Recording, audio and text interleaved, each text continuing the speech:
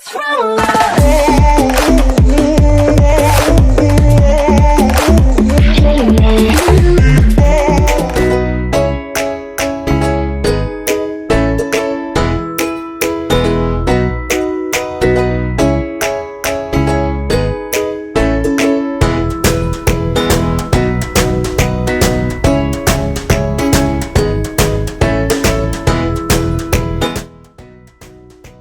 يا جماعة، أنا نهى. النهاردة هعلمكم ازاي نعمل اسواره زي دي. هي دي اسواره يعني. قبل ما نبتدي متنسوش تعملوا لايك للفيديو، سبسكرايب للقناة وتفعلوا الجرس. يلا بينا.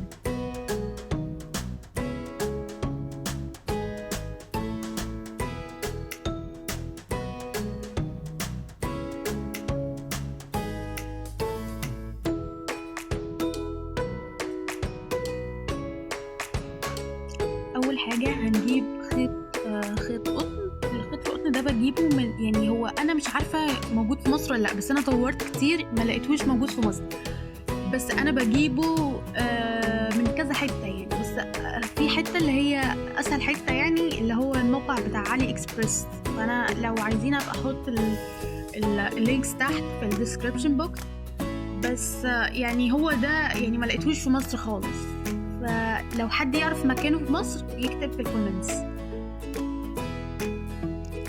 بجيب خيط قطن ابيض تقريبا 25 سنتي، وبحطه ما بين عمودين او بين حاجتين يعني بالشكل اللي انتوا شايفينه ده، عشان بس الربطات تبقى متحكمة فيها، وكمان عشان تبقى الربطة محكمة فيبقى شكلها احلى.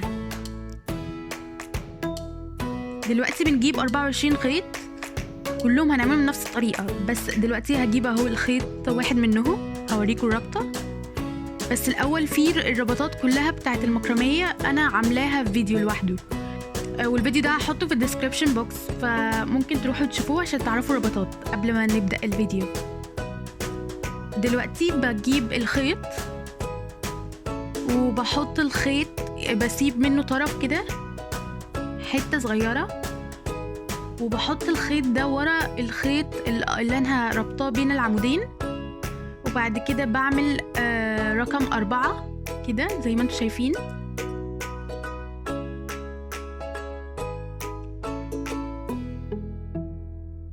وبعد كده بنزل تحت الخيط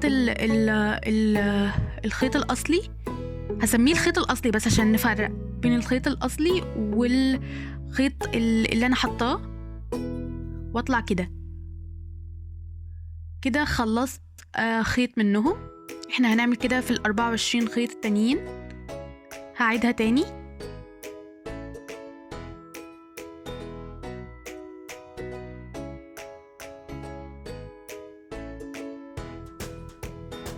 بجيب خيط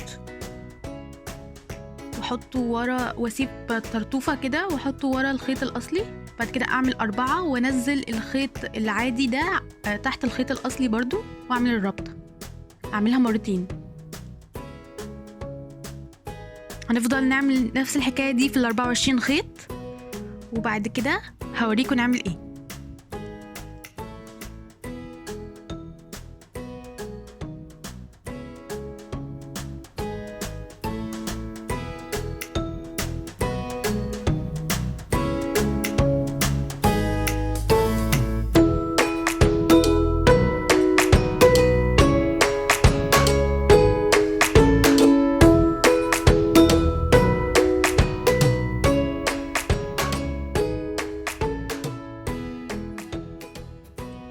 هاجي من عند اخر 8 خيوط على الشمال، وهبتدي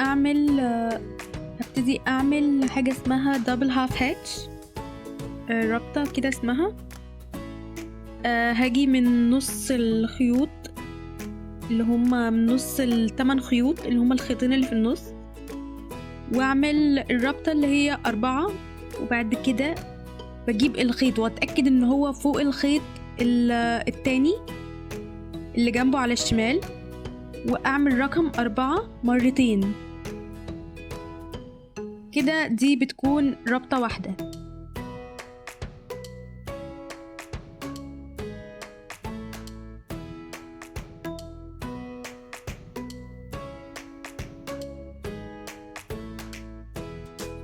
ادخل على الخيط اللي بعديه، وبرضو هجيب الخيط اللي هو مررناه من الخيط اللي قبليه واحطه برضو فوقيه، واعمل نفس الربطة 4 و4.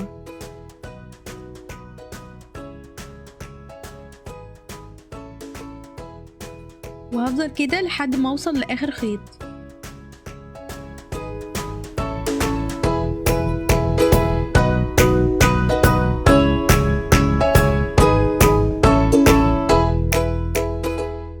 دلوقتي هعمل نفس الحكاية بس بالعكس. هجيب الخيط اللي احنا كنا عاملينه في الاول خالص بين الخيطين اللي انا كنت ربطهم مع بعض، واحطه فوق الخيوط كلها اللي على اليمين، احطه فوقيهم واعمل رقم 4 بس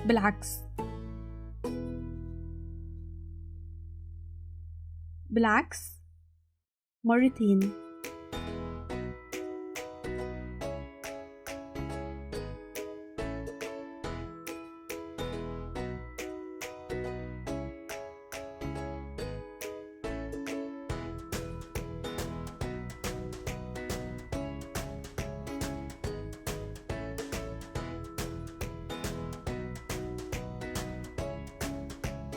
هعمل كده لحد ما اخلص ال3 خيوط، 4 و4 بس بالعكس، والخيط اللي في النص فوقيهم.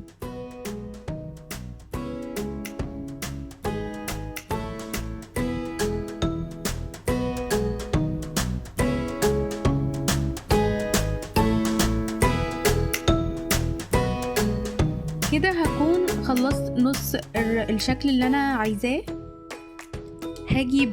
هجيب 4 الخيوط اللي في النص، وهعمل حاجة اسمها سكوير نوت. ودي هنعملها ازاي؟ هنبتدي يا اما من الخيط اليمين يا اما من الخيط الشمال، بس انا هنا هبتدي من الخيط الشمال. هعمل رقم 4،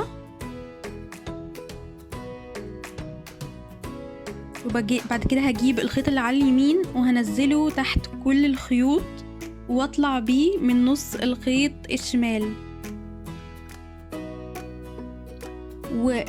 والربطة التانية العكس، هي كل ربطة لازم تتكون من ربطتين. الربطة التانية العكس، هجيب الخيط اللي على اليمين واعمله 4، واجيب الخيط اللي على الشمال وانزله تحت كل الخيوط واطلعه من وسط الخيط اللي على اليمين.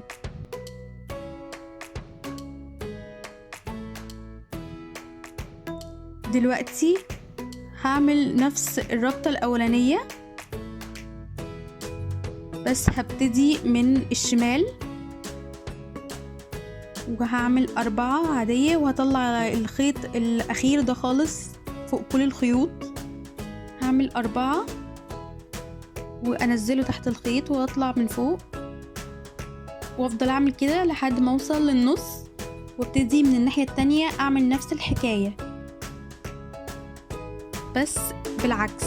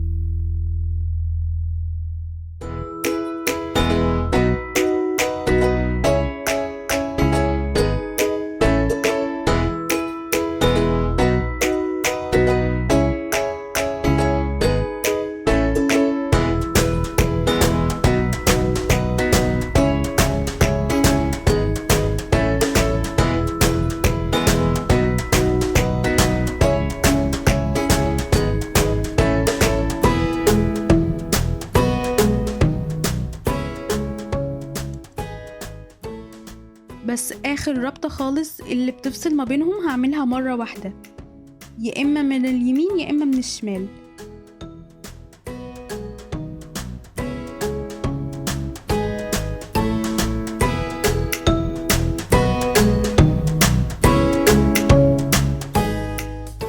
كده هعمل الربطة دي تاني، الشكل ده هعمله تاني من اول وجديد في 8 خيوط اللي في النص. هعيد نفس الحكايات بالظبط، وبعد كده في 8 اللي هم في الاخر.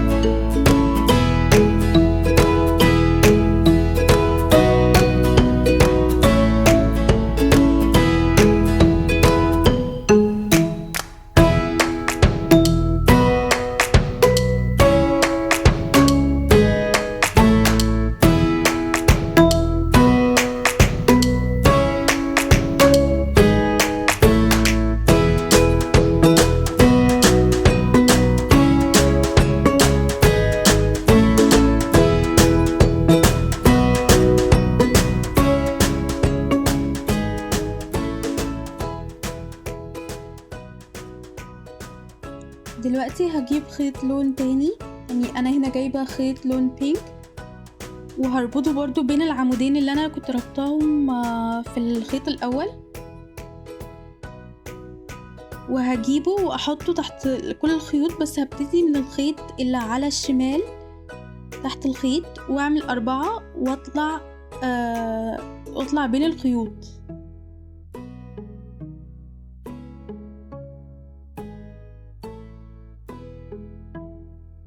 واعمل اكررها مرتين 4 وتحت الخيوط ونطلعها من الوسط.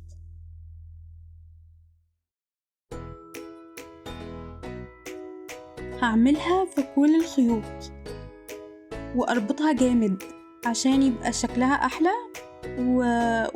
ومحكمة. هعمل 4 من تحت الخيط ونطلعها من الوسط مرتين،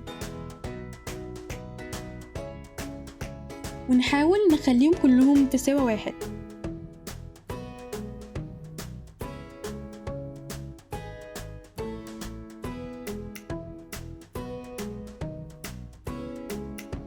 هكرر الحكاية دي لحد ما اخلص الخيوط كلها.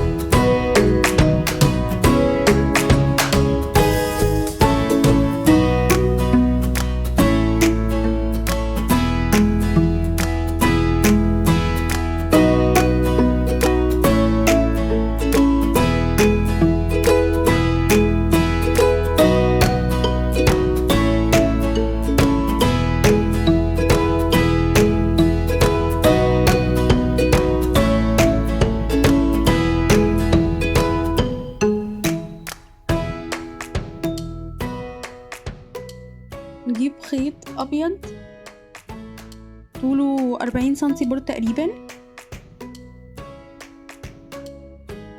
هو ممكن يبقى اقل من كده بس انا بقول كده يعني عشان ما يبقاش فيه يعني ما يبقاش اقل من المطلوب. نحطه فوق كل الخيوط المرة دي، وهنعمل 4 من الشمال مرتين 4 وننزل من وسط الخيوط ونطلع لفوق.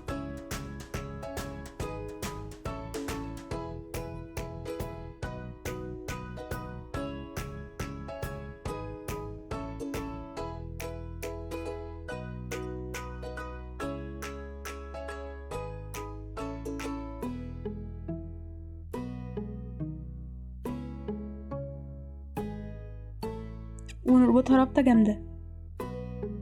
والخيط التاني نفس الحكاية.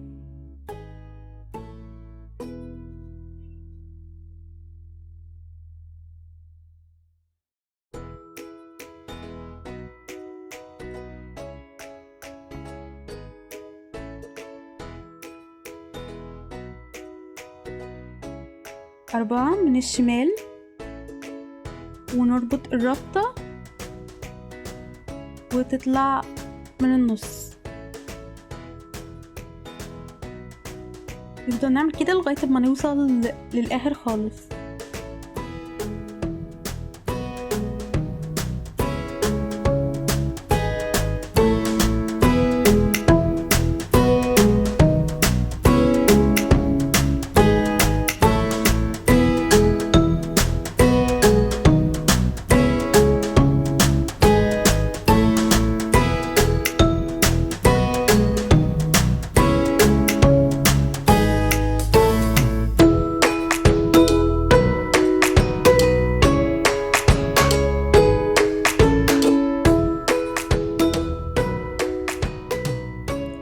دلوقتي هجيب مقص واقص الخيوط من الاطراف، احاول اخليها في سوا واحد. انت ممكن تظبطيها بعد كده، بس حاولي على قد ما تقدري ان هي تبقى في سوا واحد.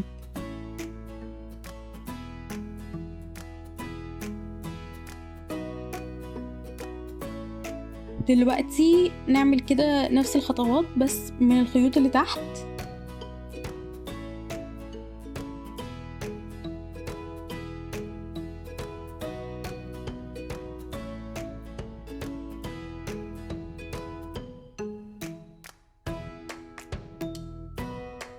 نيجي دلوقتي نربط عقدة في آخر الخيوط.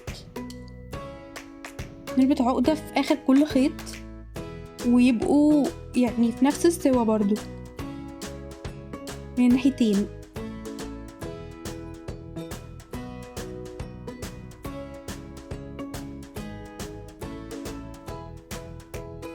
ونيجي بالمقص ونقص الزوايد.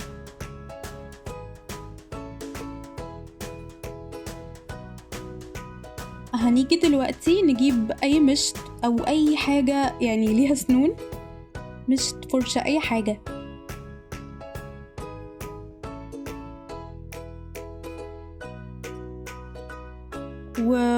ونخلي الخيوط تبعد عن بعض عشان تدي شكل حلو.